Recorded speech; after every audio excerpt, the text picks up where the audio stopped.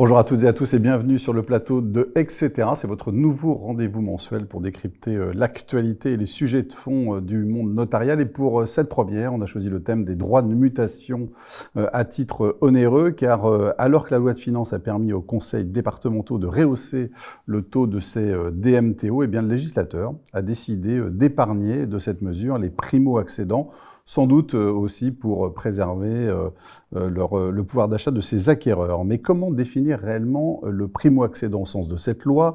Comment ces DMTO impactent-ils les actes? Les professionnels du notariat ont-ils pu éviter cette augmentation grâce à la signature d'avant-contrat? À ces questions, mais évidemment à beaucoup d'autres, on va vous répondre pendant la vingtaine de minutes que l'on va passer ensemble. DMTO, primo-accédant et son application dans le temps, c'est donc notre thème du jour et on va le décrypter dans un instant avec vous. Et on le décode avec Anaïs et Marc. Bonjour à tous les deux. Bonjour. Bonjour Stéphane. Bienvenue sur le plateau, vous allez bien? Oui, très bien. Merci. Marc, vous êtes directeur donc, du CRI dans l'Ouest et Anaïs, j'allais dire Anaïste, mais non, vous êtes Anaïs, juriste. Voilà, c'est ça, en droit fiscal au CRI dans l'Ouest. Bienvenue à tous les deux. Anaïs, on commence avec vous, évidemment, d'abord avec une question très très large sur cette mesure de la loi de finances qui a donc permis au département d'augmenter le taux des droits de mutation à titre onéreux de MTO. De quoi parle-t-on? Oui, tout à fait. Alors pour situer le contexte, les droits de mutation à titre onéreux et plus communément appelé le droit de vente se décomposent en plusieurs taxes qui profitent à l'État, à la région et notamment au département. C'est là où on parle justement de taxes départementales dont le taux est fixé à un article du Code général des impôts, 1594D du CGI, qui est compris normalement entre 3,80% et 4,5%. C'est là où la loi de finances intervient à travers son article 116, puisque le législateur a permis à travers cet article de rehausser ce taux et d'aller au-delà des 4,5% sans pouvoir excéder 5%. Ce vote, cette application en tout cas, elle est automatique ou pas? Non, voilà, elle n'est pas automatique. Ce sont les conseils départementaux qui choisissent à travers une délibération qui doit être notifiée.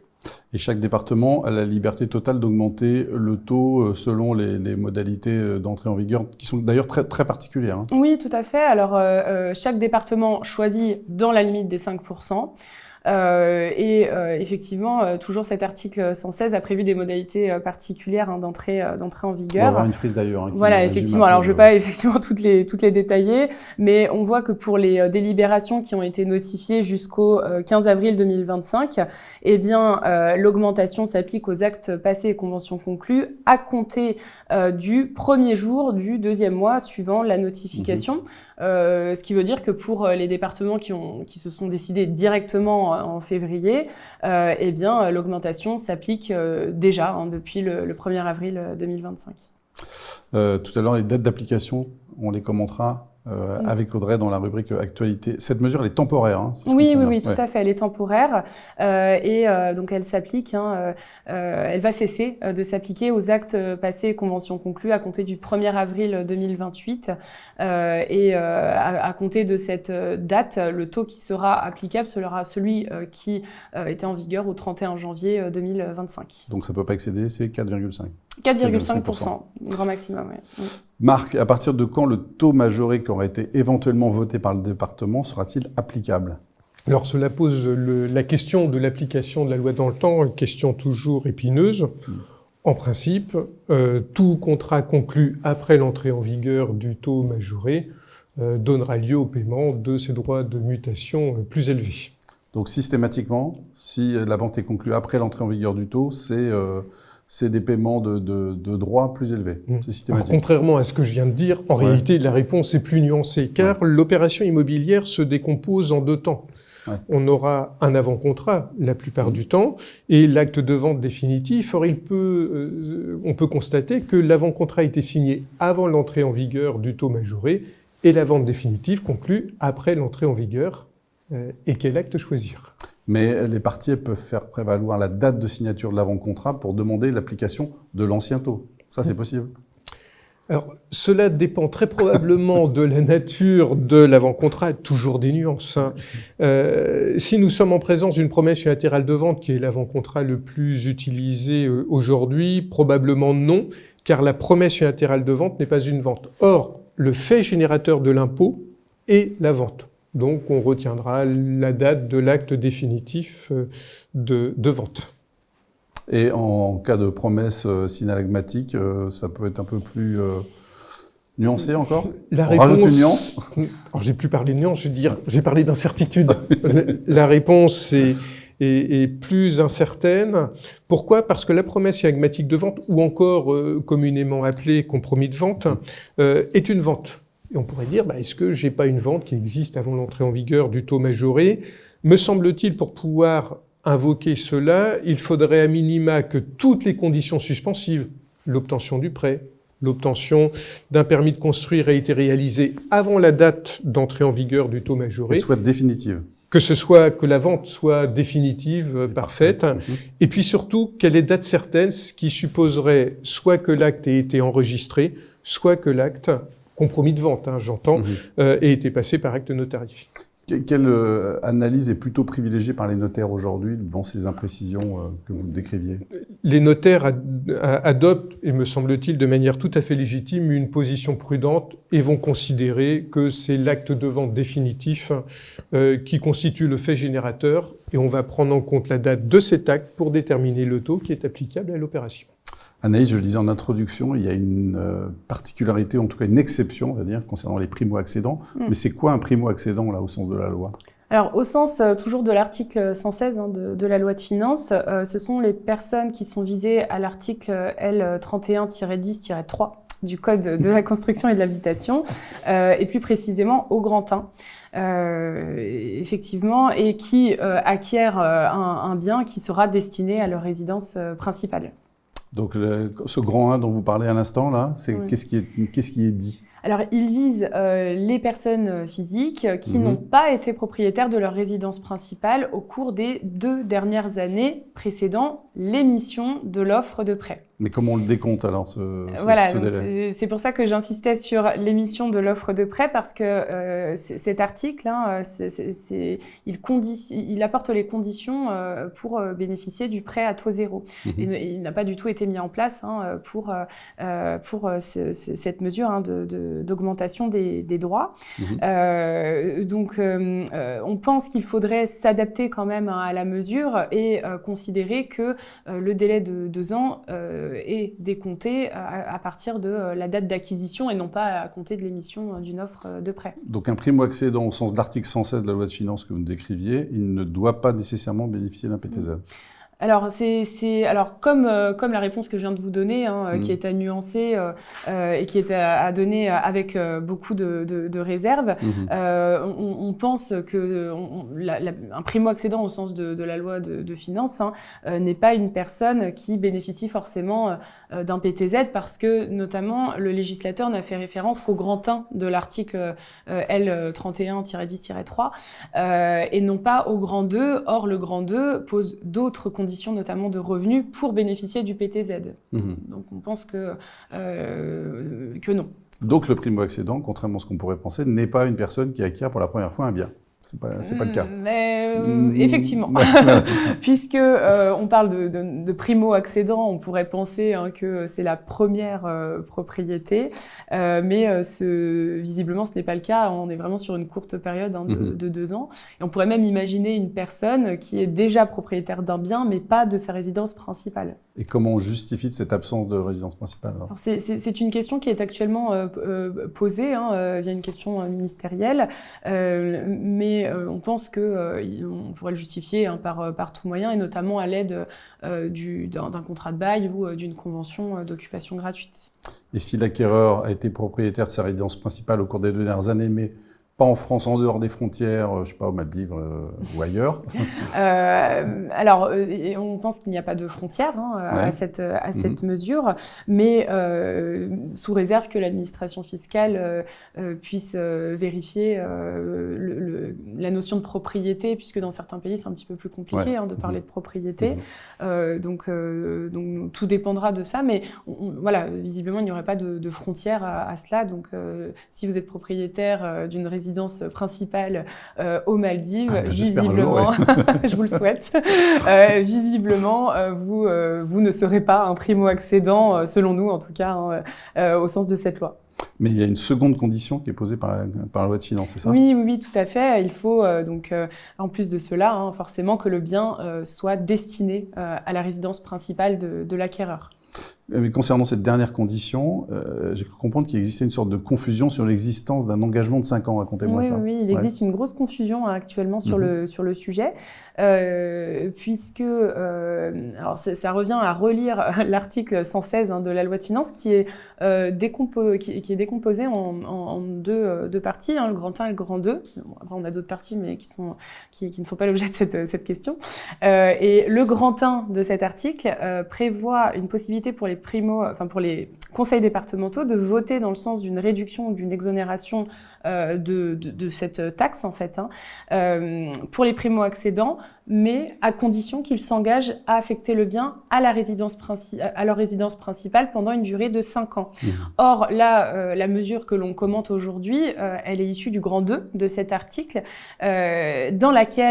dans le petit b de ce grand 2, il y a une exception, il y a l'exception des primo-accédants, en fait. Et dans cette exception, on ne retrouve pas l'engagement de 5 ans.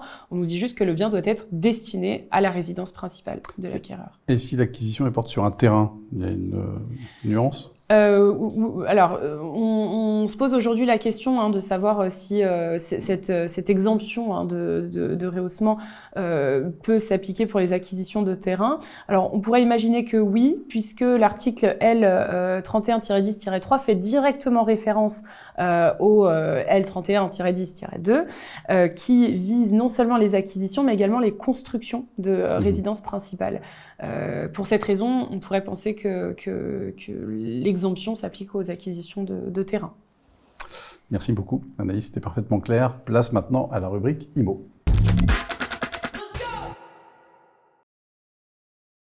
Saviez-vous qu'une promesse synalagmatique de vente peut être rédigée dans la forme notariée? Oui, bien sûr, mais attention, c'est pas un choix anodin parce qu'il y a des conséquences en matière de publicité foncière et aussi en matière et sur le plan fiscal.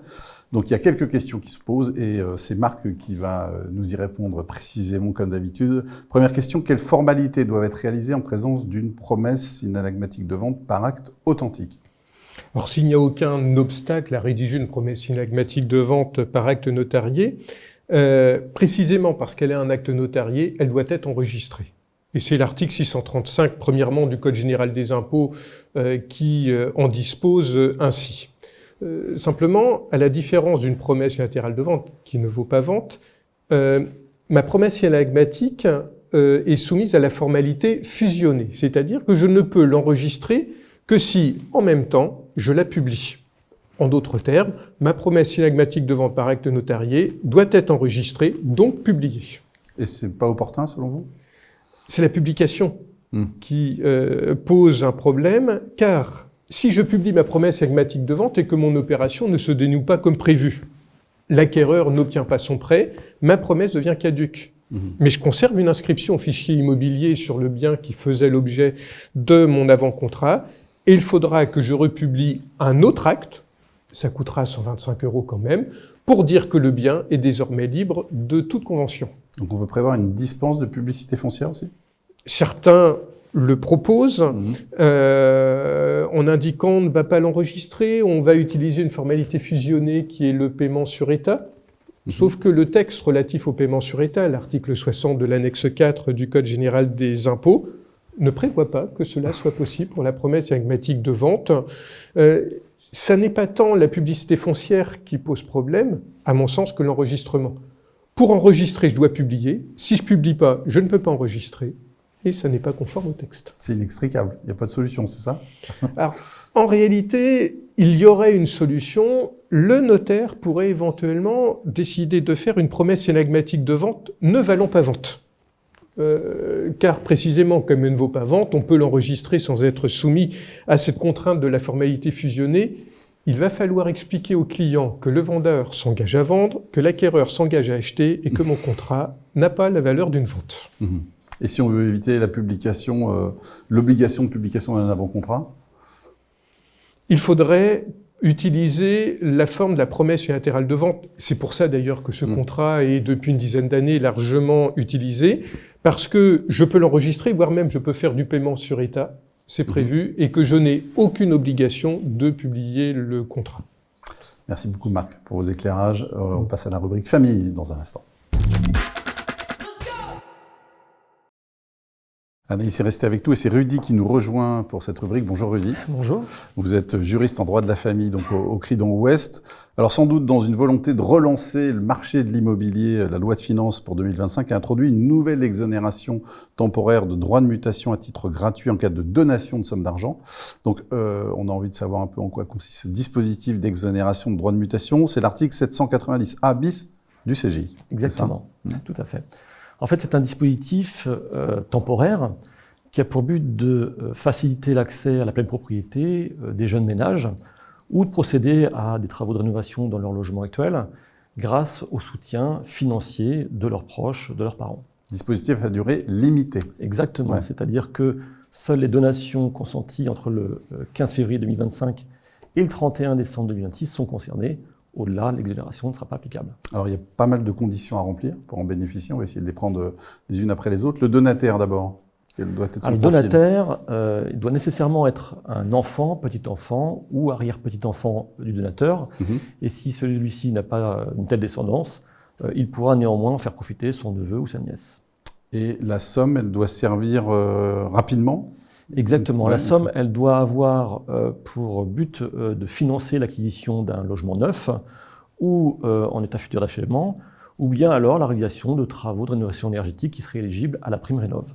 La donation, c'est une somme d'argent. Exactement, oui. Uniquement, la somme donnée peut l'être par espèce, chèque, virement, mais elle doit être donnée en pleine propriété et uniquement en numéraire, à l'exclusion notamment de donation de valeur mobilière ou de contrat de capitalisation. Est-ce que le donataire doit conserver ce bien acquis pendant une certaine durée ?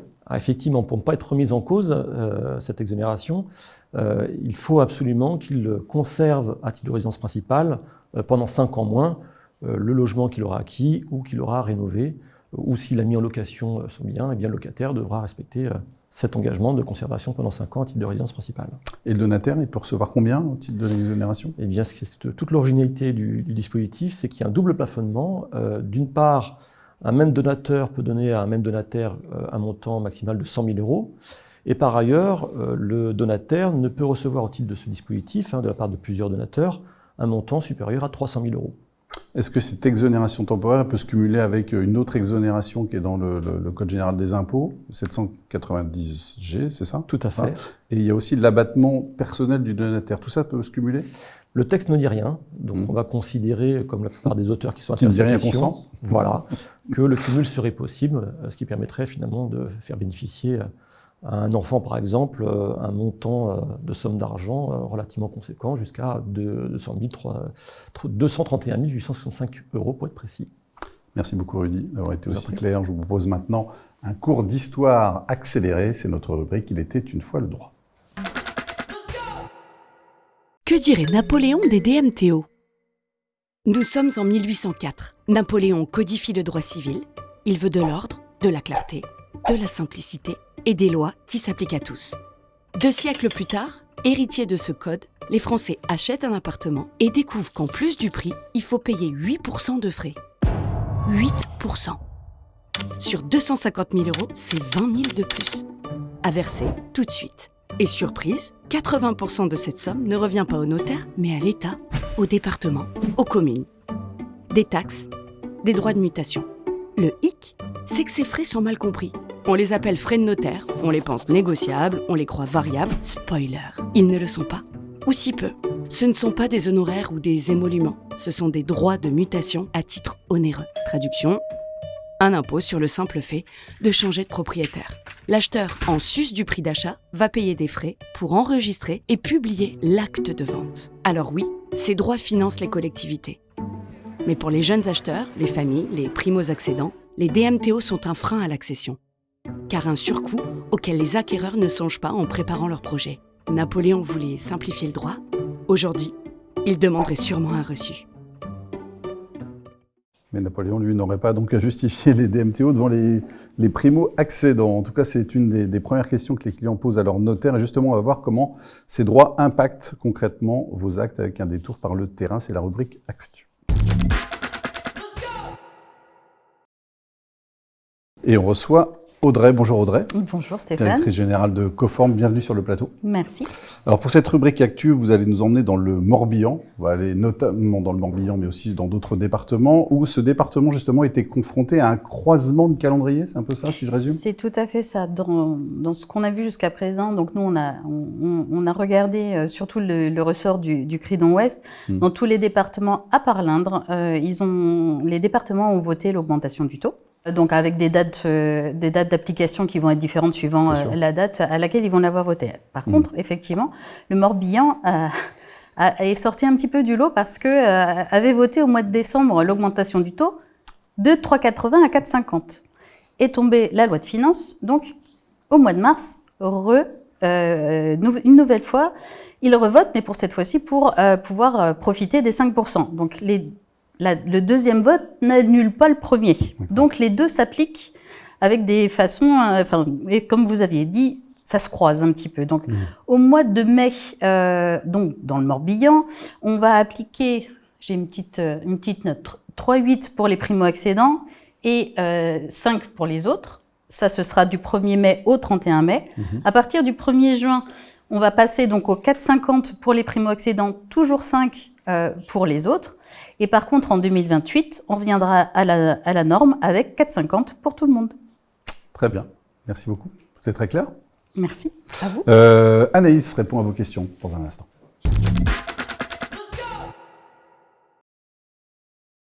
Anaïs, donc les notaires ont leurs questions et vous êtes venus avec les réponses qui conviennent, ça tombe bien. Première question, un notaire de Loire-Atlantique nous pose cette question suivante. Si le bien est acquis par deux personnes, par exemple un couple, et qu'un seul des deux acquéreurs respecte la condition de primo-accédant, l'augmentation de la taxe s'applique-t-elle que pour moitié ? Alors, c'est actuellement une question qui est en cours, mais on n'a pas vraiment de doute sur les acquisitions en indivision, par des concubins, par des partenaires de Pacs ou des époux séparés de biens. Par contre, la question aujourd'hui se pose beaucoup plus pour les acquisitions par les époux mariés sous le régime de la communauté. Sachant que en droit de mutation à titre onéreux, notamment dans le milieu de l'agriculture, on retrouve les deux possibilités en fonction des différents régimes. Donc on pourrait imaginer les deux solutions.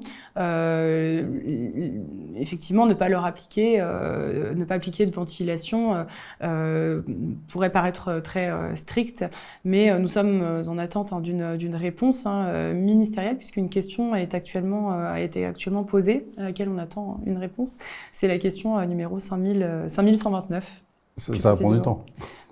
On espère que non.